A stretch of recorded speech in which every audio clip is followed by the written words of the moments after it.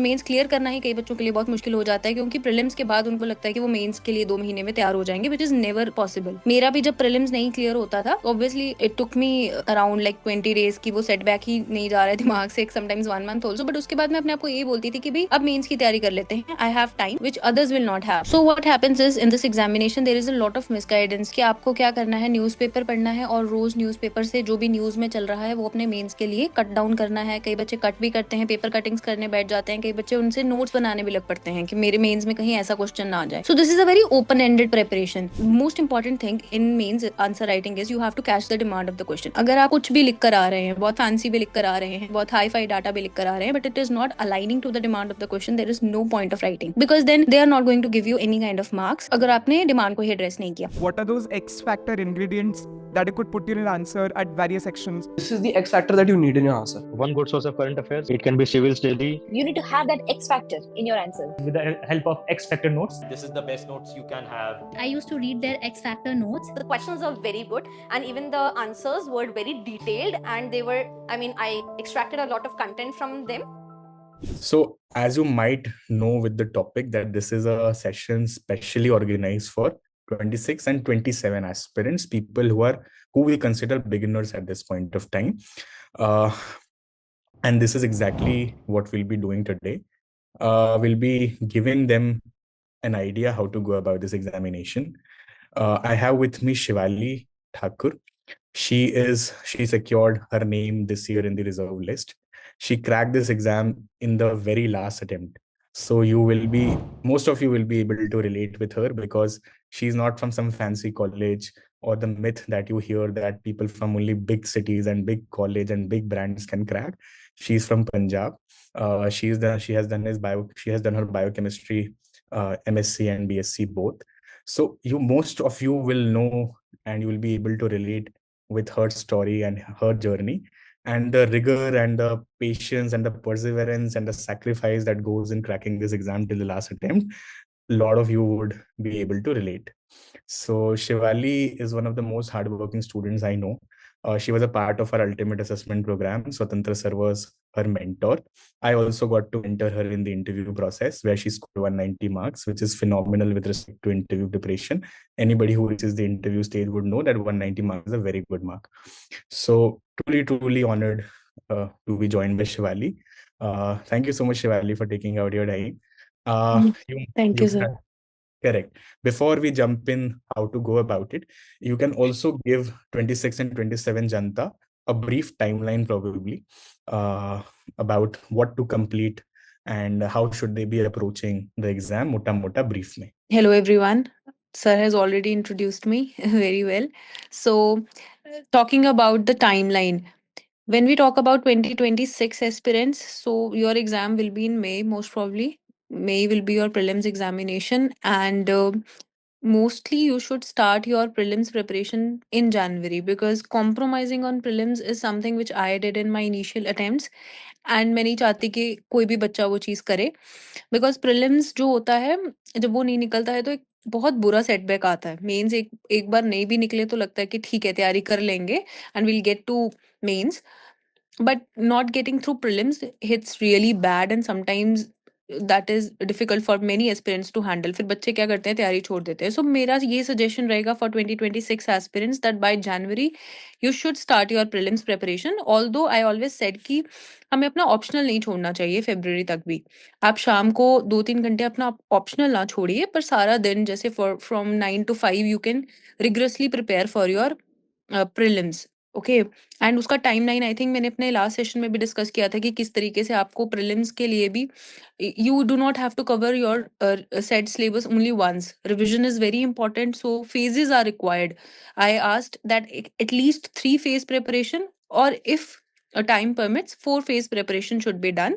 First 2 phases should be very rigorous, time taking, where you develop your notes also, and then the last 2 phases you can complete in 20 days, whereby you complete all the standard things which everyone is covering. We cannot leave those things which everyone is covering. This is something I keep saying.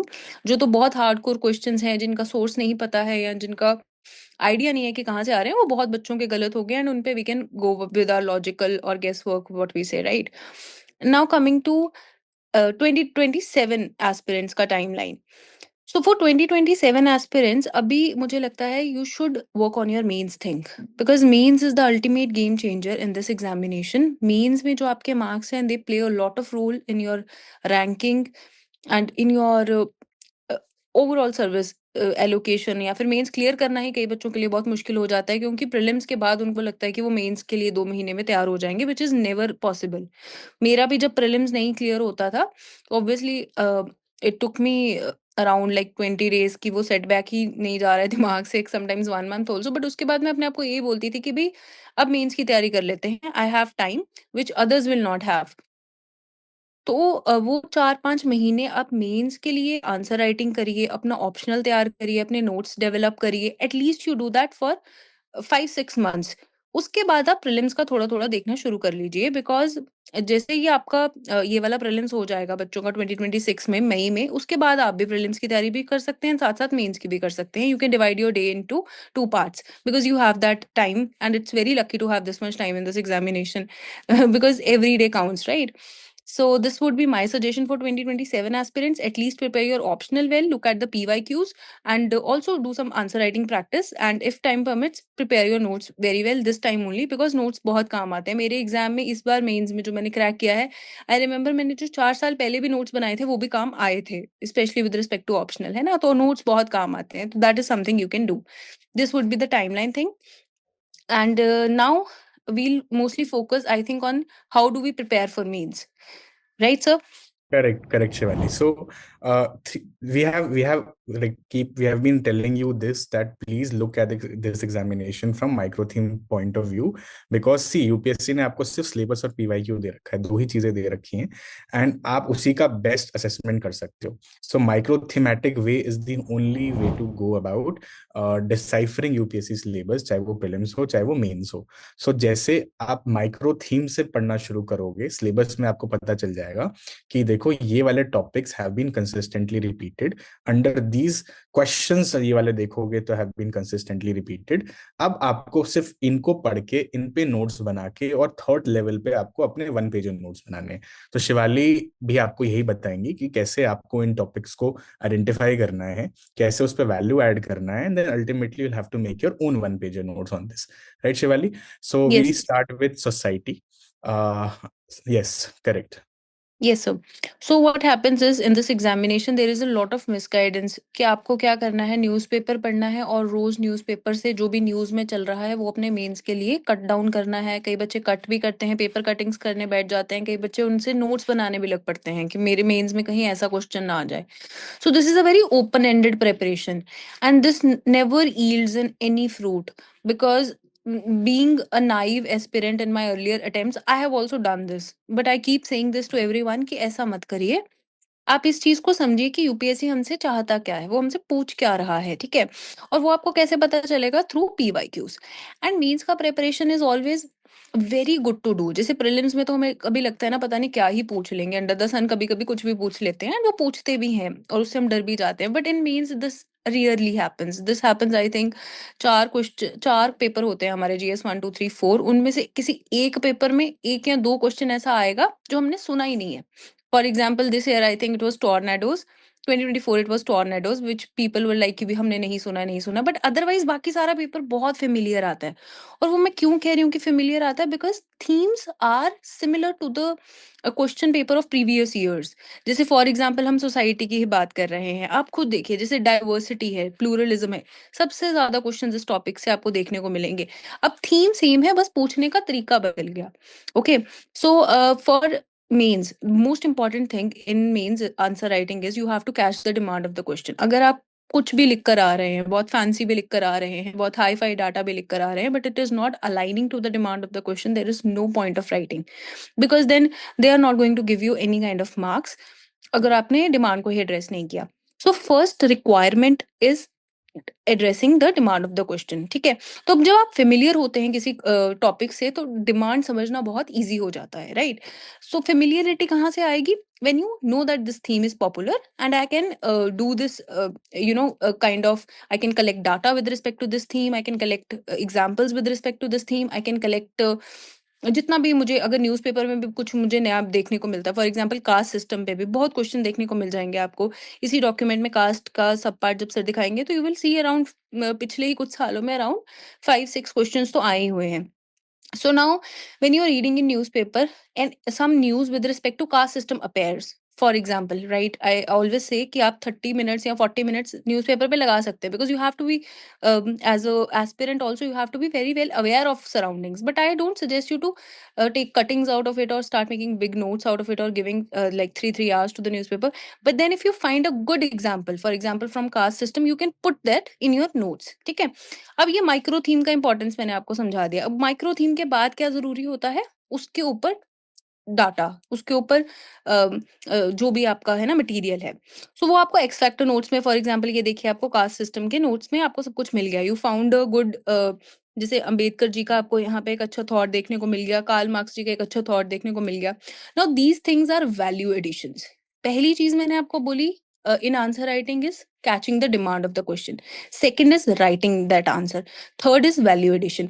Now, one student, if is getting 3 marks in an answer and another student is getting 4.5 marks in an answer, the reason is that person has done good value additions, has presented good examples. उसने answer दिल से लिखा है, diligently लिखा है ना?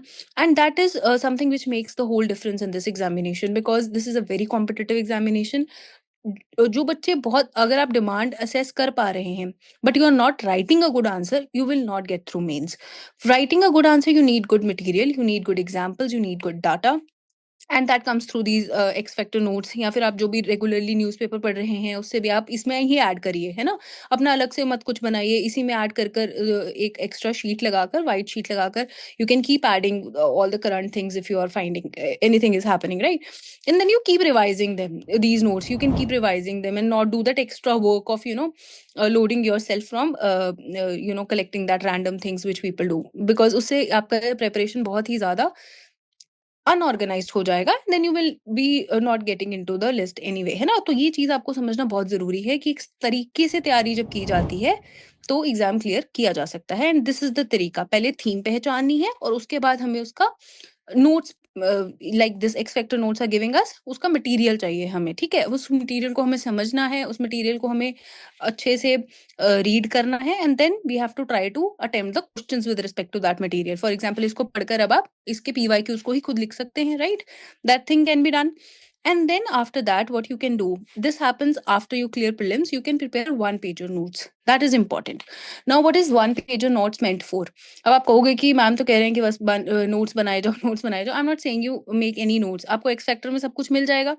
Second चीज जो आपने सिर्फ बनानी है वो है वन पेजर नोट्स। उसमें आपको क्या करना है, what ever fact, example you think that you will forget, because there is a lot of syllabus and you have to revise or remember lot of things.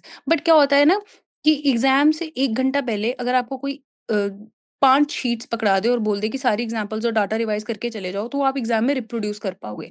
Reproducibility के लिए these one pager notes are very important, right? Hello. Correct, Shivali. Right, sir. So this is how we make the overall thing for the mains preparation. पहले हमने theme को पहचाना and then we did the X factor. जैसे यहाँ पे मैंने मेरे अपने ही नोट्स सर दिखा रहे हैं, यहाँ पे हमने क्या किया है, फ्लो चार्ट्स के तहत I have just written all the things which have more tendency to get wash out of my mind.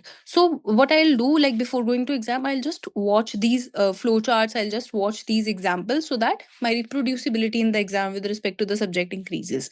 Okay, so this is how we are going to prepare for all the subjects of mains. और mains का syllabus, that is another very important thing, जो आपने किसी भी topper को सुना ही होगा कहते हुए कि the whole syllabus is itself a guide. But Yeah. After analysing the syllabus, PYQs is the guide. पहले आप सिलेबस को समझिए, फिर आप पीवाईक्यूज को समझिए, and then you go to the notes, and then you also attempt writing answers. ऐसा नहीं है कि बस नोट्स पढ़ लिए, वन पेजर बना लिए पर आंसर्स लिखे ही नहीं। That is again going to be a blunder, because at the end of the day you have to present yourself in those 2 pages or 3 pages, है ना?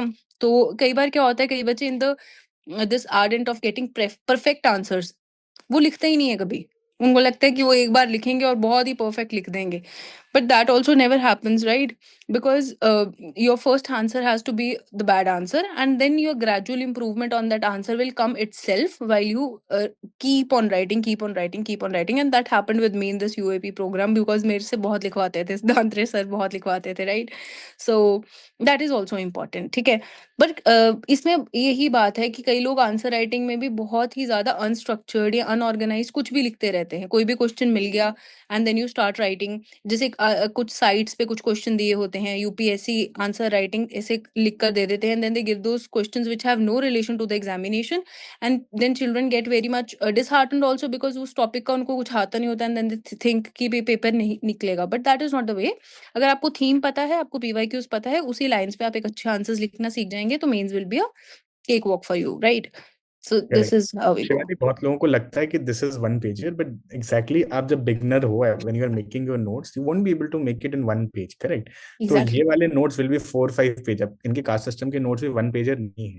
हाँ वन जी, हाँ पेजर जी। दूसरे बने हैं। जब ये 90 डेज का टाइम होता है बिटवीन प्रीलिम्स एंड मेंस, उस पीरियड में फिर आप इसको रिफाइन करते हो हाँ एंड आप करते हो, राइट शिवाली? तो आप इनको बता दो कि यहाँ से लेके वन पेजर का प्रोसेस, हाउ हाँ डज जी। That happen, how does that happen? और मतलब एक इनिशियल जो झिझक भी होती है ऑन मेकिंग नोट्स, क्योंकि अब ये क्या करते हैं बच्चे, दे लास्ट सीधा बोलेंगे एक्स फैक्टर दे दो, वहीं से कॉपी कर लेंगे, विच इज फाइन। आप थोड़ा बहुत डेटा उठा सकते हो, but you need to have your own notes.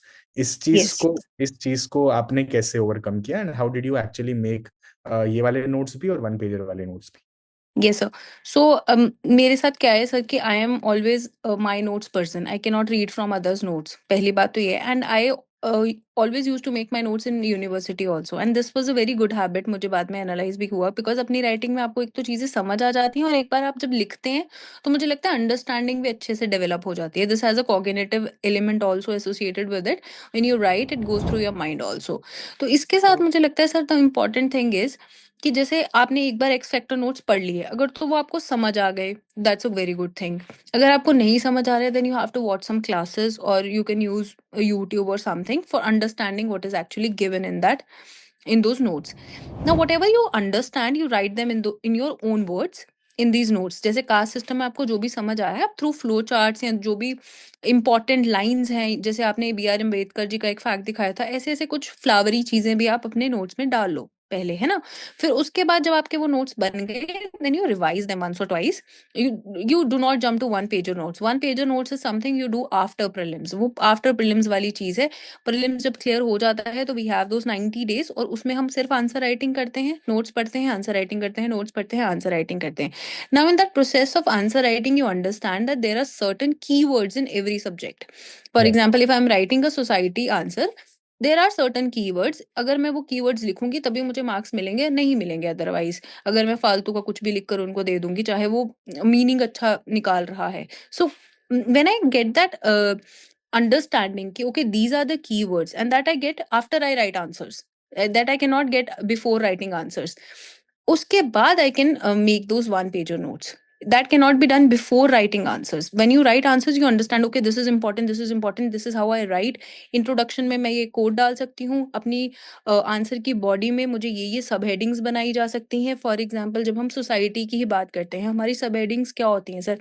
Society में वी सी अराउंड जो भी है, हमारी कुजीन्स हमारा एक सेशन बन जाता है, देन आर फूड्स, आर हमारा फूड, हमारा क्लोथ, हमारा कास्ट ही एक अच्छा डायमेंशन बन जाता है। डाइवर्सिटी में भी यही सब एग्जांपल्स आती हैं। How are we diverse? Are languages, are religion.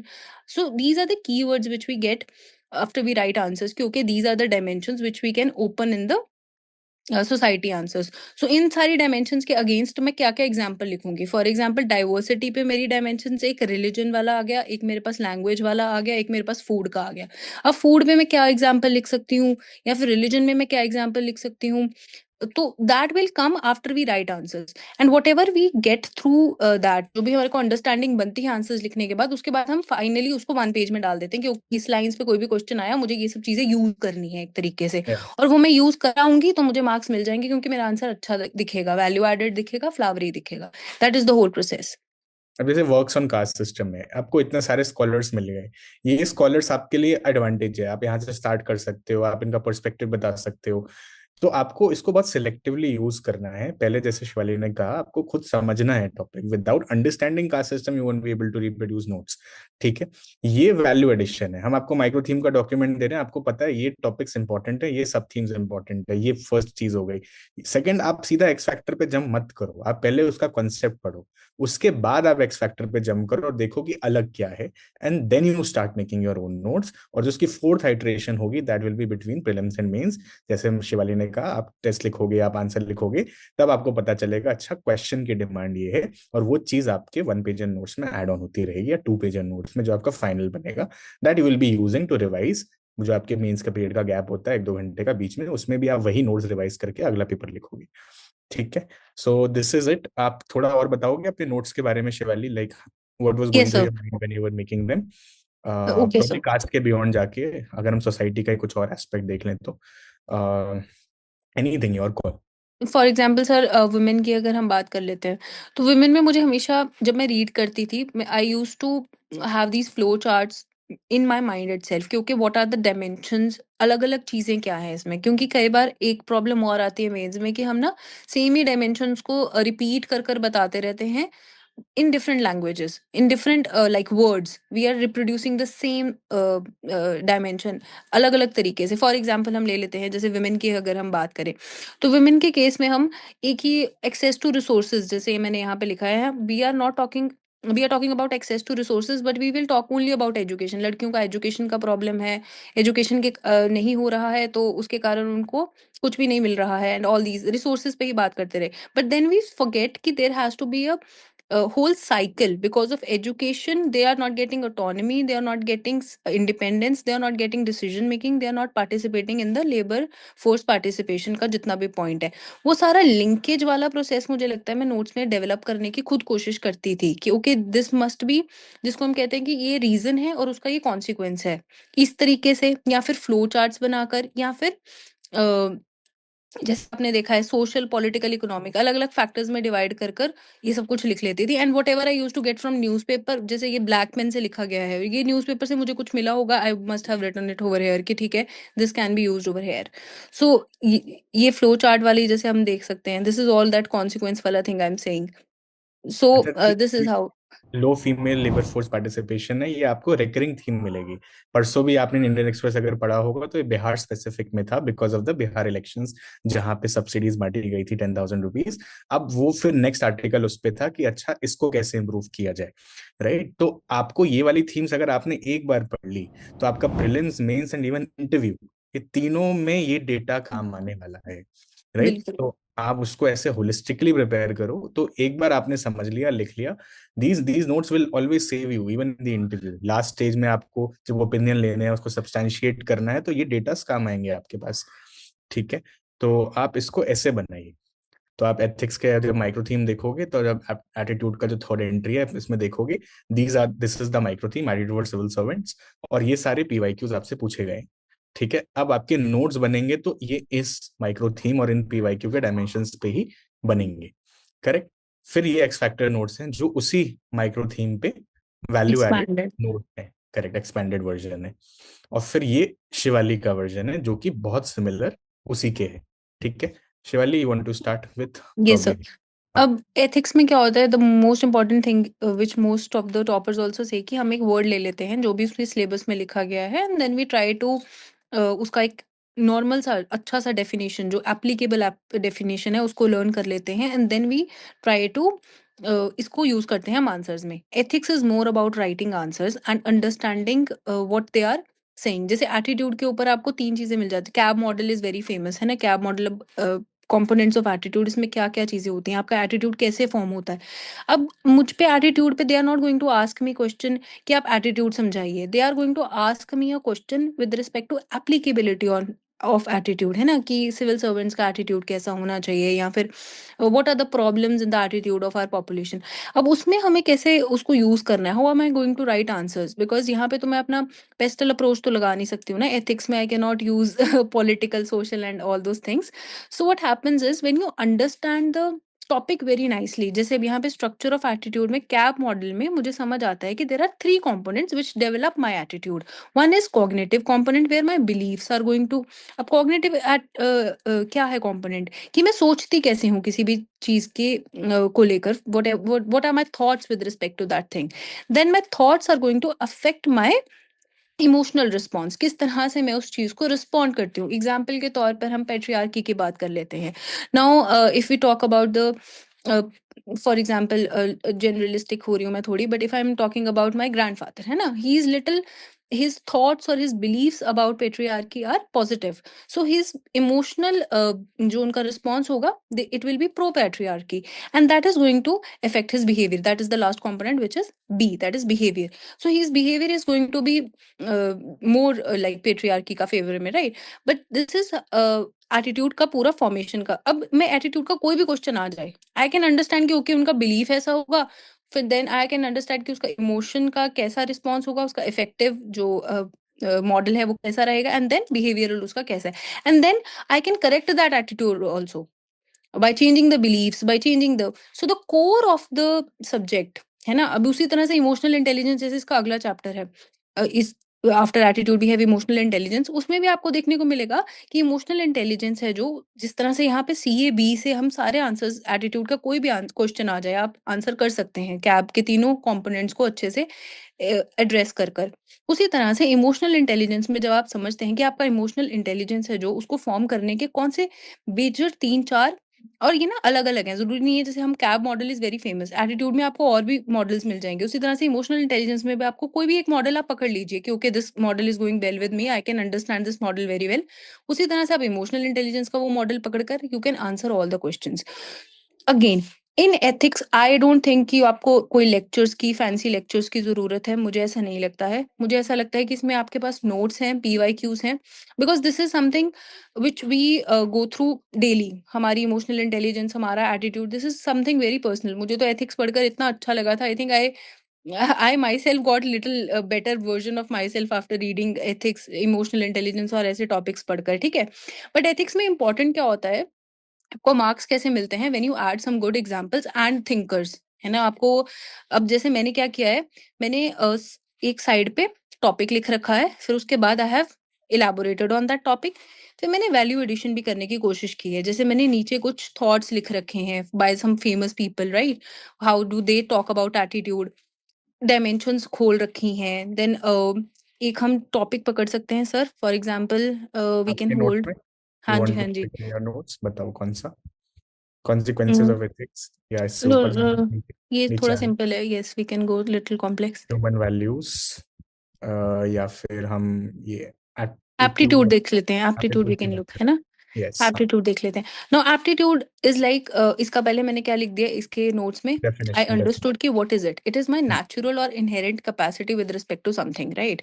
So now हमारा एप्टीट्यूड टेस्ट इसमें भी होता है, सिविल सर्विसेज में भी होता है, ठीक है। तो कुछ बच्चे अब बोल देते हैं कि यार मेरा तो CSAT हो ही नहीं सकता, जैसे मुझे ही लगता था, है ना। तो अब क्या हुआ कि after reading this chapter I understood कि aptitude is inherent, but to some extent with training you can build an aptitude with respect to anything। लिखा हुआ है ना, aptitude training ability practice and then it becomes skill, है ना। तो वो पूरा एक उसने क्लैरिफाई कर दिया कि it is inherent but at the same time you can with ability build any aptitude. तो इस तरीके से आप जब लिखकर उसको समझ गए और आपको उसका प्रोसेस समझ आ गया, उसको इंटीरियर कोर समझ आ गया, तो अब एप्टीट्यूड से रिलेटेड अगर मेरे पास कोई भी क्वेश्चन आएगा, I will be able to connect with these major keywords which I say and write a good answer and that will make sense to the examiner also, है ना। अब इसके साथ साथ also I want to add some good thinkers who think the same because I am no one, I am just an aspirant who is writing these answers, but if I validate my thoughts or my points with some good thinker, जैसे कि हम बहुत सारे thinkers हैं इसमें, ठीक है। हम कार्ल मार्क्स जी का नाम लेते हैं, वी टेक कॉन्फ्यूशियस कहते हैं जिनको बहुत यूज किया है मैंने, एरिस्टोटल को बहुत यूज किया है अपने आंसर्स में, then I have used so many thinkers, ठीक है। तो थिंकर्स के ऊपर जैसे मेरे जो नोट्स हैं, थिंकर्स पे जब हम नोट्स बनाते हैं तो आपको ये देखना कि अब मैं इस थिंकर को यूज कहाँ कर सकता हूँ अपने सिलेबस के जो टॉपिक्स हैं। फॉर एग्जाम्पल एरिस्टोटल जी को हम कौन से टॉपिक्स एटीट्यूड के साथ यूज कर सकते हैं, गेस कर सकते हैं, बिकॉज उनका गोल्डन मीन का प्रिंसिपल है which is very good in making our attitude with respect to different things, है ना। We need not go extreme, हम मिडिल में रहकर भी चीजों को अच्छे से हैंडल कर सकते हैं। तो ये एक थॉट प्रोसेस होना चाहिए जब आप नोट्स बना रहे हैं।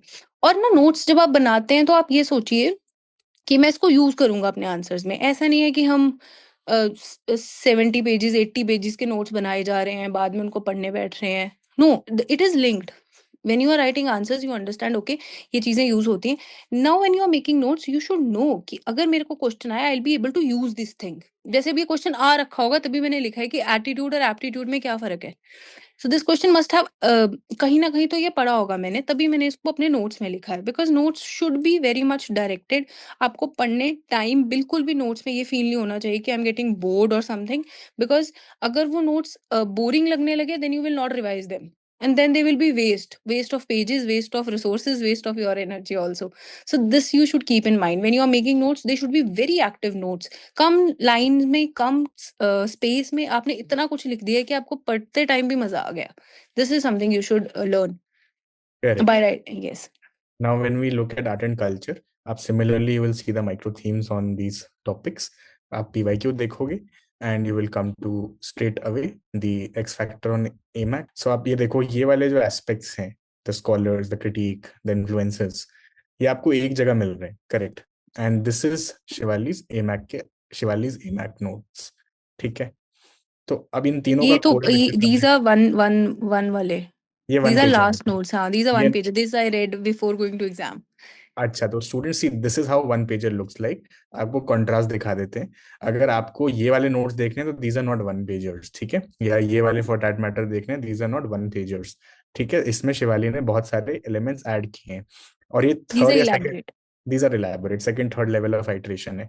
जब यहाँ पे शिवाली आई है तो Shivali is probably writing mains, she is very clear कि मेरा मेंस इतने दिनों में है and this is what I am going to read and do my mains, ठीक है? तो ये वन पेजर्स हैं, ठीक है? वन पेजर आपके इतने ही क्रिस्प होने चाहिए। सो this is having frameworks. Frameworks क्या होता है? अब देखिए हमारे पास मेंस में जब हमने आंसर राइटिंग करनी होती है we do not have time to even think.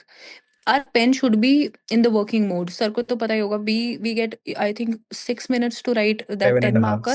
7.5 7.5 minutes, 7.5 minutes, and to write that 15 marker we get that 11 minutes. 10 और उसमें भी minutes। आपको क्वेश्चन अच्छे से एक बार रीड कर नहीं आएगा समझ। कई बार क्वेश्चन बहुत बड़ा होता है, we have to read it 2 times, sometimes 3 times also, and then there are so many dimensions to address, sometimes 3 dimensions, sometimes 4 dimensions. तो उस टाइम अगर आप सोचने बैठ गए तो आपका पेपर कंप्लीट नहीं होगा, और पेपर कंप्लीट नहीं हो रहा तो then don't even wait for the result. We know that exam is not going to get cleared, right? So completing the exam is in itself the first thing which is very much required in this examination.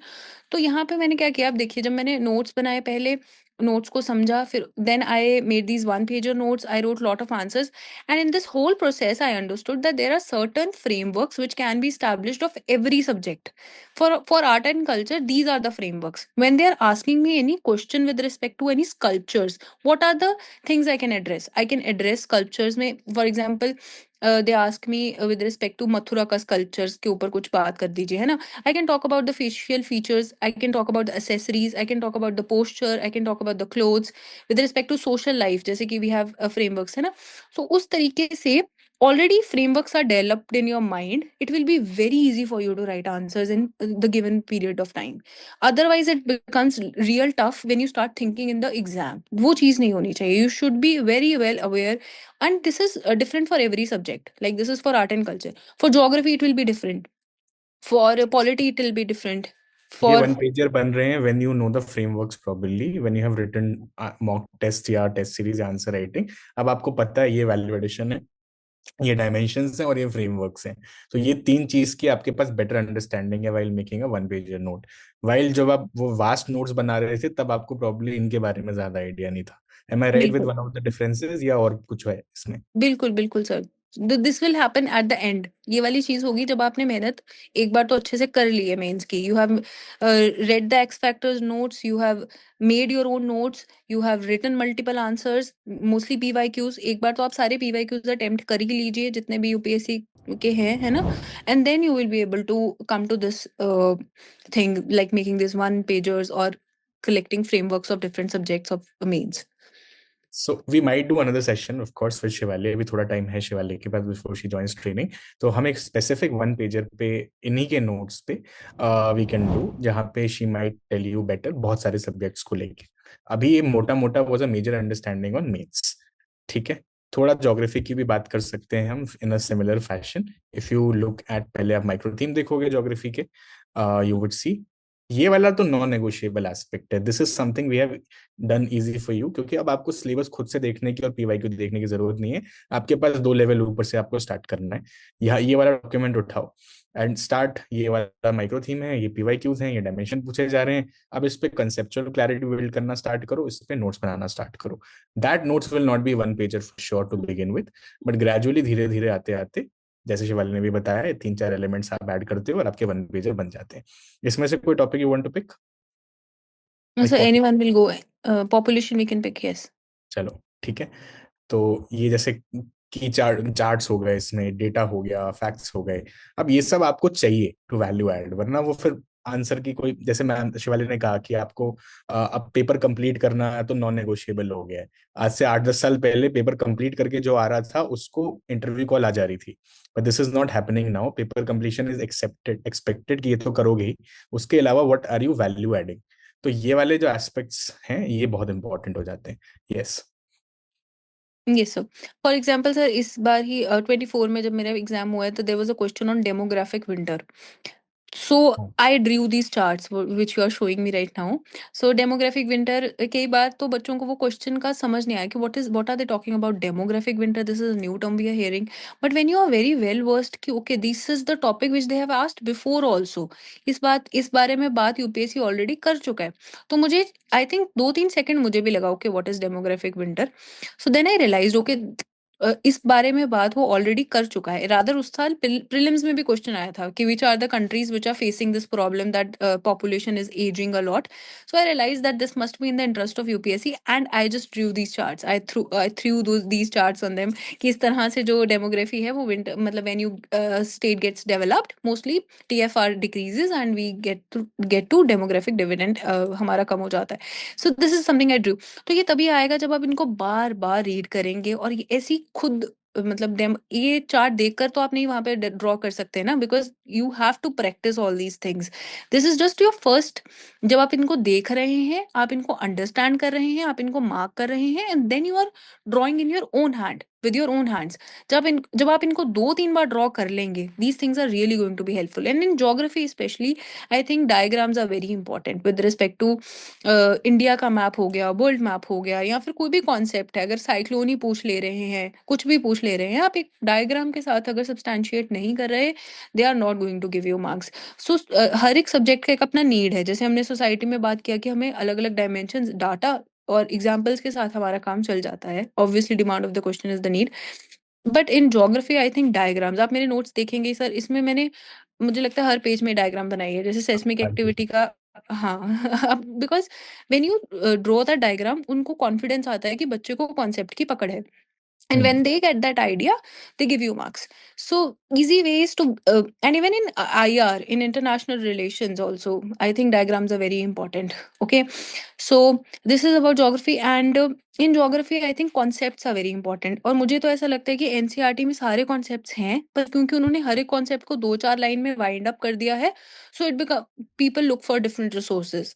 So that is not required. What you can do is आप geography के सारे जो concepts NCERT में दिए हैं उन्हीं को थोड़ा एक्सपैंडेड वर्जन में पढ़ लीजिए, कहीं और से एक हेल्प जैसे एक्स फैक्टर के नोट्स उठा लीजिए and you can understand those things.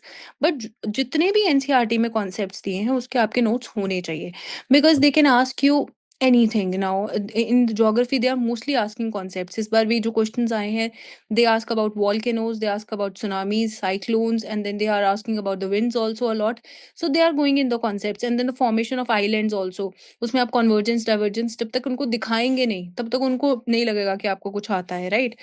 So I think एक core understanding of the subject, diagrams, and इसमें आंसर राइटिंग में चाहे आप पॉइंट्स में ना लिखो, in geography you can go your way, you just have to mention कि मुझे पता है। इकोनॉमिक ज्योग्राफी में obviously we need points, we need examples also and we need data also, but with respect to the geography, physical geography which I am talking about, उसमें आपको ज्यादा उसकी जरूरत नहीं है पॉइंट्स वगैरह की या डाटा की। You can just go with the core understanding of the things. And जैसे अब यहाँ पे रिसोर्सेज वाला एक वो जो सर ने खोला है, this is itself mentioned in the syllabus ना कि रिसोर्सेज का डिस्ट्रीब्यूशन कैसा है थ्रू आउट द वर्ल्ड, तो वो आप जब तक वर्ल्ड मैप बनाकर डिस्ट्रीब्यूशन शो नहीं करोगे, your demand of the question itself is not going to get fulfilled. So this is how I think it is important for us to do in geography, sir.